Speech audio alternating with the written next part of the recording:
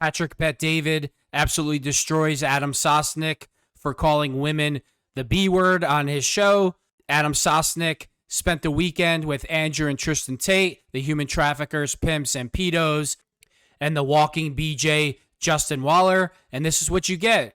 Adam returned to the show talking like a 12-year-old that hates girls. Let's jump into the video. And then here's the funniest thing is they say things like, you know, I don't want no man telling me what to do. Listen, bitch. You're speaking from your perspective. No, you're speaking. Who do you think has more credibility on this topic, me or you? You're to being around hoes. You, yeah, I agree. You're around this. That's your market. True that, but also true that. I have who's around hoes more? Oh, you are. True that. What are you, 10? You in the 7th grade? You just sound like such an idiot. If it wasn't for the PBD podcast, you wouldn't have a dating life or a sex life. That's what empowers Adam because he's on this podcast. When's the last time you did Saucecast? When's the last time you did Saucecast? It got canceled because I don't know for whatever When's the reason. last time you did Saucecast? It's been a while. Why do you think you stopped doing Saucecast? Because I stopped talking about money because someone encouraged me to start talking about the hoes. Who did? Some gentleman that maybe works here. Someone told you to talk about hoes. No, I didn't say that. Who? I don't know. Who? Tell us who. Go ahead. We'll tell you who. Go ahead. Tell us who. Saying what? Someone told you to talk about hoes? Talk about relationships and lifestyle. That's a whole different story. Okay. So for you, when you how old are you right now, bro? I'm 45. 45 years old. This is how you're speaking about this. But you know what you sound like to me? You sound like a little victim. When somebody talks like that, everybody's this and everybody's that and everybody's that. You sound defeated. You sound like a victim. You sound weak. To sound like a victim and revert back to the sauce talking point that you had 24/7, of course you ain't going to get married. Be very careful who you're entertaining that's validating your point to make you feel like you're validated. Be very careful what mob makes you think you're right. Yeah, Adam's entertaining human traffickers, pimps, and pedos, and that's why he has this point of view, meaning the Tate brothers. Be very careful what community gives you the attention you need for you to feel like you're the right guy. You're right on this. Be very careful. Who do you want to win over? There's certain people that have no interest in winning over. You can go off and say all this stuff and, entertain and so awesome and all this other stuff. It's not a mature statement, and it's a victim message. Adam, the more and more I think you're about to have a breakthrough, the more easily you're flattered and influenced and revert back to old way of victim thinking. Adam, whatever you're talking about, that's victim language to me forever. Okay. It's the victim language. I guess I'm a victim. No, for sure you are, though. In this context, you Tell are. me why I'm the victim here. Because life's pretty damn good to for me. No, because when I was 23 years old, I said Life is only pretty damn good for you because PBD was dumb enough to give you a job and an opportunity. I don't know why he would do that because it never makes sense even before this incident even occurred. You don't bring anything to the show. You could tell you're never prepared for work. You'll just scream over people, get emotional, yell, and then you say that other people do that to you. Instead of being this arrogant, entitled victim, I'm not even being arrogant. Just a week ago, I had a conversation with you about how we talk over certain things we say. You do it again the following week. After I had a conversation with you last week. After Sarah Huckabee Sanders looked up, I told you I don't like that. So if you want to go do something else on somewhere else, do it. Don't do it in a place like this. And I've told you this 50 times. You lack respect in the way you communicate sometimes. Okay. I apologize for And that. I told you this how long ago? How long ago was this when I had this conversation? And you talk like this. It's like the guy's got 2 daughters sitting here. Okay, there's a part of a little bit this that respect goes a long way. And by the way, I can sit here and talk to Andrew Tate, have a phenomenal conversation with him, and I don't agree with his lifestyle. And I can sit there and say, that's what you choose to live, do it. Why don't you push Andrew Tate like you're pushing me right now? No, because I have. Do you see that? Why don't you push Andrew Tate the way you're pushing me? Like he's calling PBD a coward. That's what he does. He deflects Adam Sosnick. Pushed Andrew Tate. Not like this. No, because for you, you want to have the family. He said he doesn't want to. You say you do. So you're like this guy. Andrew Tate, I just like, this is me. Great, go. I respect anybody that believes in whatever they believe in. Doesn't mean I have to choose to live the way you live. Yeah, but for you, it's like this.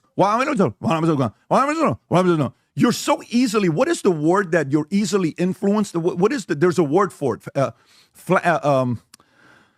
what is the word that somebody can easily change their minds on?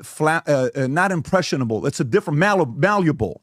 You're so easily malleable. Like you can go hang out with a group here and then you'll change. And you go hang out here and then you'll change. You go hang out over there, you'll change. Make up your freaking mind. Who the hell are you? What is your identity? What do you stand for? Every freaking week you change to somebody new. Who are you? I fully disagree with that. I agree with that. I fully believe that. Because I say Sosnick doesn't stand for anything. Absolutely nothing. one day I would like to have a family. No, you're using that as against me to be like, well, where's your damn family already, bro? Nobody said that to This you. guy said this for the last 5 years. He doesn't have anything.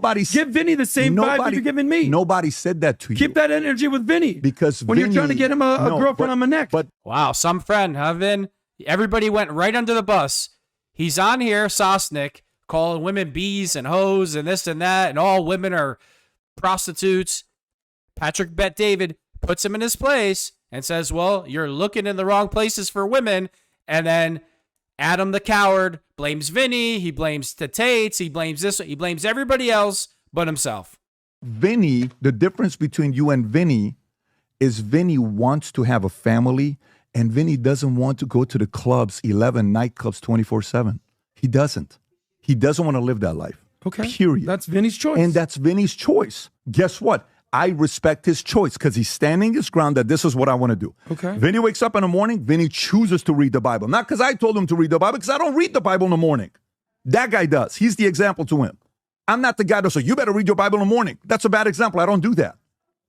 So I can't sit there and claim to do something that I'm not doing myself. Biggest criticism to you is make up your damn mind and stand up for something already. Make up your damn mind and stand up for something already. Truly, for you. The audience sitting there saying, Waldo, let me tell you, he's right. You don't know what the girls are like out there. You don't. Girls have been like that for as long as I've known girls. Not like this today, Pat. They've been like this for as long as I've known girls. Oh, yeah, because there was no gold diggers in the 50s, 60s, 70s, 80s. There's been gold diggers since God created women. So, okay, not like today, Pat. You can say not like today. Pat, I wish I could just have that in my DNA to say, look, Pat's my boss. He's the man, and I'm not going to disagree with him. Adam. I'm sorry. If I disagree, I'm going to say I fully disagree. I don't care if you disagree. This are one of our key words on the freaking company is debate. But respectful. Okay, am I disrespecting you? The way you're presenting your argument is disrespectful. I don't think it is. I think it is. Because I cursed one time, I apologize. No, it's because I had a talk with you. But my argument is not wrong. I had a because talk I cursed with you. one time. No, and I apologize about that. Your argument for a person that wants to live that life is not wrong. Yes, if you want to live that life. And I'm telling you, it's a victim man's life. Let me put it to you this way. If I date a girl, she leaves me. She does something to betray me and leaves me for another man with more money. Am I the victim? Am I the victim?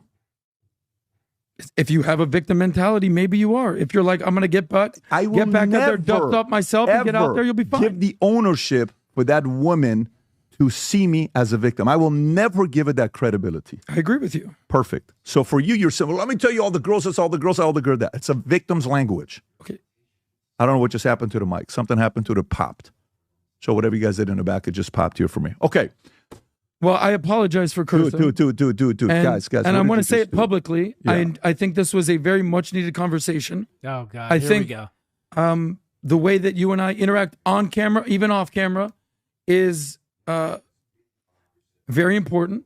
I mean, we can have a great time together, and then we can argue, and we can go back to neutral. I had a conversation, okay, with a couple friends.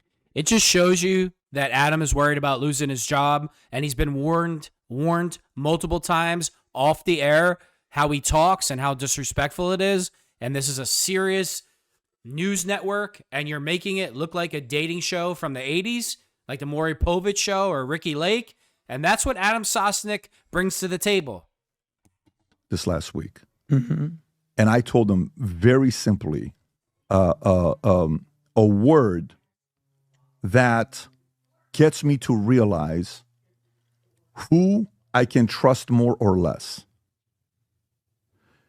You know what is for me at least, this is going to sound weird. Some are going to say you're crazy, and I don't blame you. It's okay if you say that. I'm okay with this. The older you get, you ought to have some values and principles that you're willing to die for. And the older you get, you should have things you stand for. For me, my number one is seeing another man that has a fear of God. And when you see another man fear of God, there are certain decisions they're going to make because they fear God. You get somebody else that doesn't have that fear, they're reckless. I have kids. When I have kids, I went on a date with my daughter the other night. We set the phone aside, and she sat right here. We didn't even do a double date. We went just by ourselves. It was a father-daughter dance, whatever you want to call it. We've never laughed this hard together. Never laughed this hard together. When she grows up, she may marry a guy like me. A guy that, probably has a strong personality. A guy that's probably going to be within my community where they're at. I pray to God to watch over her. I pray to God for her to have good people in her life. My job is to do whatever I can to make that environment more protective of her, hopefully set an example so later on she's able to make some good choices in her life. It's so much easier and attractive to just live a life of just for me. It is a lot easier life. Trust me, if I right now chose to drop everything I got going on with the family and the kids and everything, I would have way more time to run my companies. I'd probably make a lot more money. And I'd probably have a more fun life. Living a selfish life. There's no way in the world that's going to be fulfilling. To me, others can live it. And guess what? More power to you.